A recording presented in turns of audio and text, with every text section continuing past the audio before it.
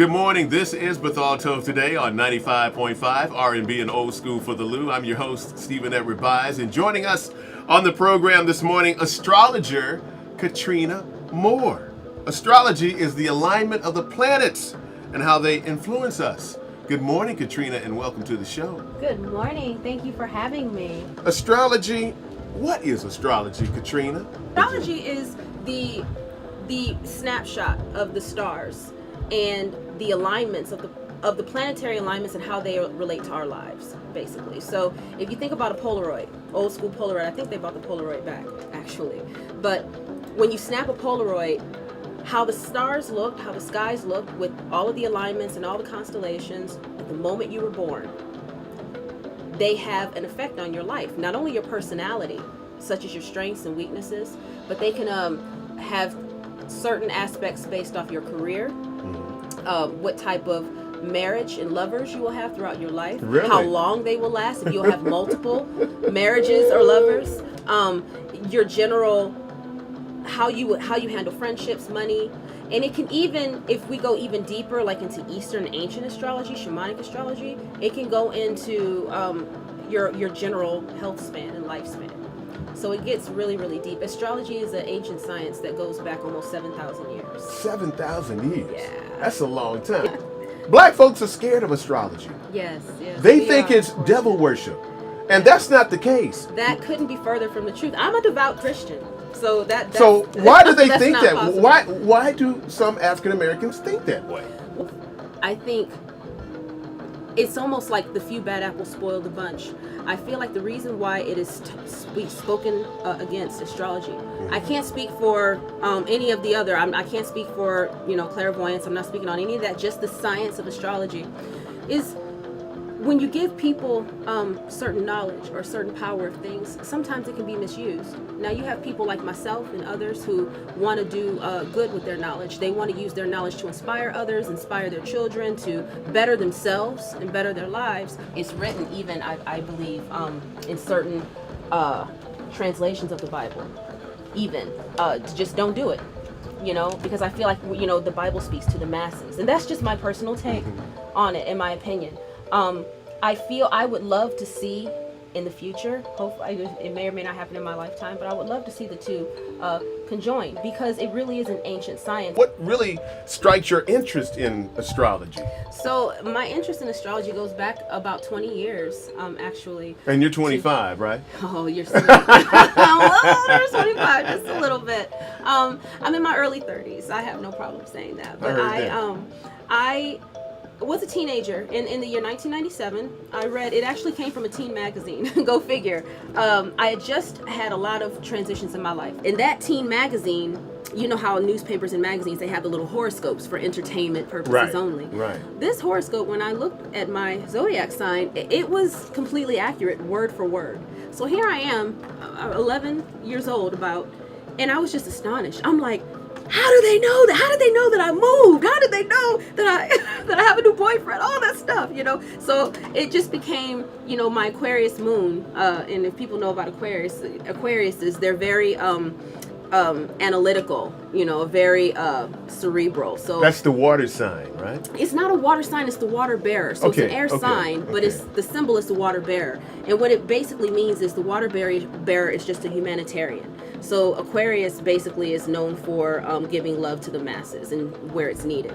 With me being an Aquarius moon, I have to, there's a part of me where I got to analyze things and I got to figure things out that, before I can, if I'm interested in something, I just have this almost obsession to analyze it. So astrology has kind of become a life hobby of mine since Very then. good, very good. August 21st. Now this is going to be the first time in 100 years for a solar eclipse. Right. So what are we looking forward to seeing?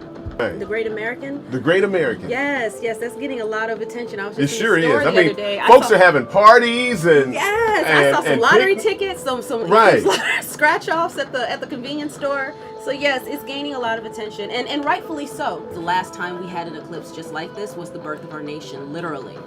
And so that's where a lot of people are basically, not only will the sky go dark, as in the, you know, the total solar eclipse that we haven't seen, a lot of us haven't seen in our lifetime in parts of the country, but this will mean a lot for, as a collective, for America. There are going to be some big changes. Positive. I believe in positivity. You know, I definitely believe in God's light and so forth. So I believe this will be a positive change. I know people are, you know, predicting doom and gloom, but I don't want to go that route. What is meant by Vedic astrology? When they say Vedic astrology, is that the same as Western astrology, or? It's completely different, actually. Vedic astrology goes back thousands of years, and that is the oldest recorded ancient astrology.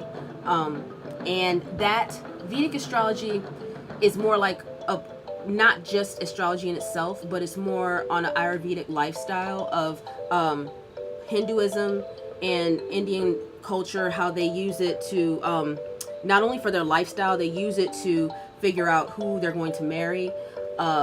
They use it for healing.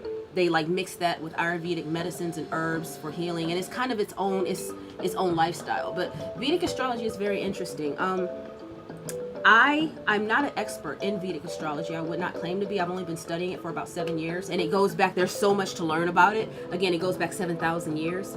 But I will say, because the mathematic timetable is different, if for anyone out there who is interested in looking into Vedic astrology, for some people, their sign, their moon and rising signs could be, for Western astrology, could be different for Vedic. St. Louis is my hometown. I love St. Louis, this home.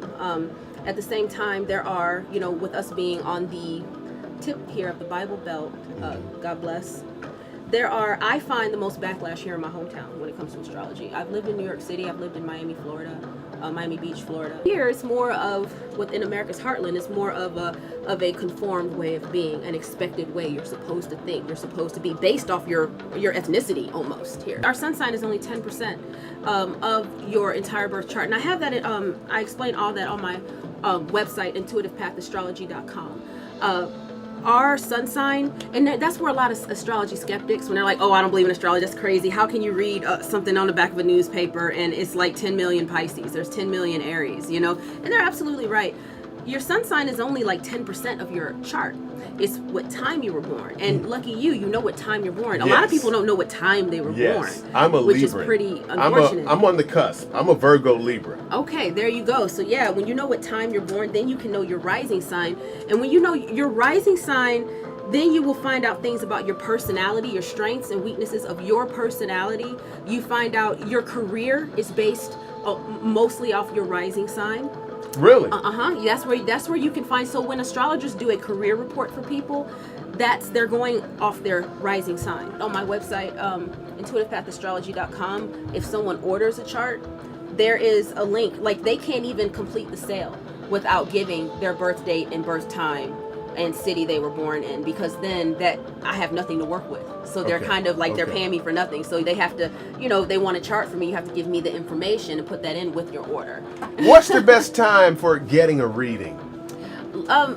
Ironically enough, is during eclipse season. I know, you know, we're talking. We're right, we're right in front of it. We're right in the game here. It's an excellent time. The reason why is because eclipses, just not only are they cool to look at, well, you can't really look at them. They're bad for your eyes without glasses. You have to have special glasses. But not only are they cool if you have the glasses to look at in the sky, but eclipses are major energy shifts in our lives. What goes on celestially in the skies when an eclipse happens, that energy comes down and affects us in different ways, depending on where the sun is in our chart, and depending on what sign that eclipse is happening. It affects us all in different ways, but it affects us. So usually, because I'm also on YouTube as well, Dee Dee Astrology, and I just let released a video yesterday about the Aquarius lunar eclipse that's happening Monday, August 7th. That's the lunar eclipse. Lunar eclipses bring culminations. They can bring endings. They can bring things coming to fruition of some sort, things that we've been working on for a long time coming into culmination, to where solar eclipses, they tend to, after you've swept and cleaned out everything from the lunar, they tend to denote new beginnings. The eclipses have a span of 90 days before and 90 days after. So August 21st. So you're thinking 90 days after August 21st, 90 days before August 21st. Maybe I can hit the lottery. Maybe you can. Because I was reading my horoscope. horoscope. The 5th and 11th houses are the quote-unquote lottery houses, or the lucky houses where you can get a lucky windfall. You can get a lucky break of some sort. And anything and everything that happens, no matter how we look at it in the physical form, is for our greater good, eventually. Even though, we may not see it that way at all in the beginning. But yeah, I mean, it may not be things that we deem tasteful. It could be a divorce, it could be a breakup, it could be some type of falling out as well. But whatever these things happen, for better or worse, it's a major life event that happens, that eclipses usher in. You're being an astrologer. You meet a lot of people. And Right. what kinds of things do you want people to reveal about themselves in order for you to give them a comprehensive read? I'd be hoping to give my client is better self-awareness of themselves, better self-awareness of their strengths, better self-awareness of their life purpose, living the story that they were born to live. I know sometimes life can get kind of rough, and it can get, we can't see the forest for the trees, and we can get kind of feel kind of stuck. Life can get hard on us, and we can kind of stay like, we may question our purpose. Are we meant to do this? We may have goals that we want to attain that we're too afraid to attain. We may have bad influences and people in our lives that bring us down and make us feel like we can't, accomplish our strengths. Astrology, when you understand and look into that, and when people see their charts, I know this is what happened with me. This was my story. My testimony is, along, of course, with my Christian faith, of course, always. You learn about yourself. This is science. It's not clairvoyance. It's not psychic. It's not fate. It's not, astrology doesn't say you have to do this. You have no choice. Right. It's it is pretty much a pattern of the universe. The sky is a pattern. It just shows you and reflects back to you what would be it reflects back to you your strengths and weaknesses, and what would be maybe an easier path for you to take.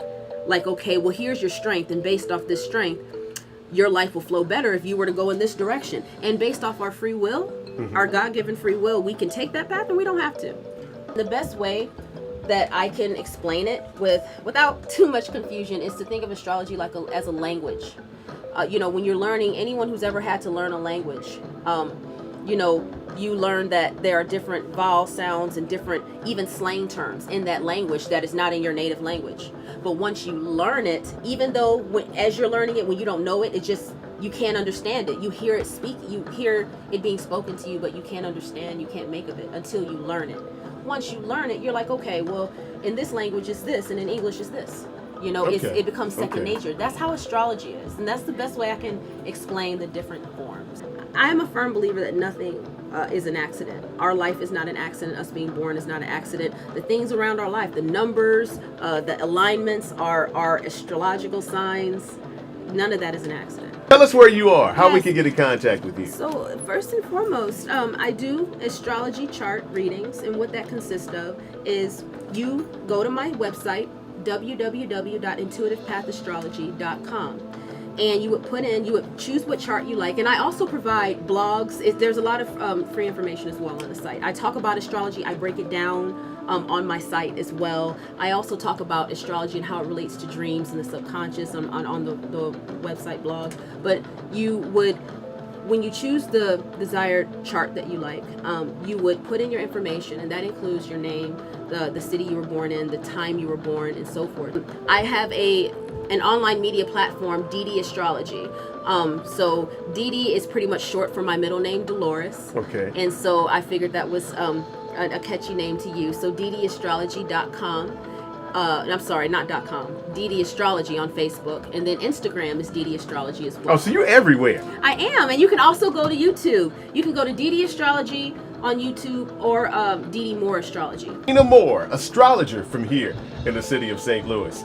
What type of specials do you have, Katrina, so people can reach out to you? There's something that I have called First Family Discount. So when you order your chart, you put in the promo code that is on the overview section of my site. Okay, when you put in that promo code, you get 15% off any chart reading of your choice. Okay, now what I'm doing for my sizzling summer deal is you get, in addition to the first family 15% off discount, you get an extra 15% off right now. And it's going on until August 31st. So definitely check that out. I'm really excited about it. Astrologer Katrina Moore, thank you so very much for coming on the show this morning. Thank you. Much success to you. Thank you for having me. And you are a blessing. And I know your mom is really proud of you and the family. And it's such a breath of fresh air for you to explain the art of astrology to us. Yes, thank you. Thank you. This is Bethalto today on 95.5 R&B and Old School. We'll be right back after this.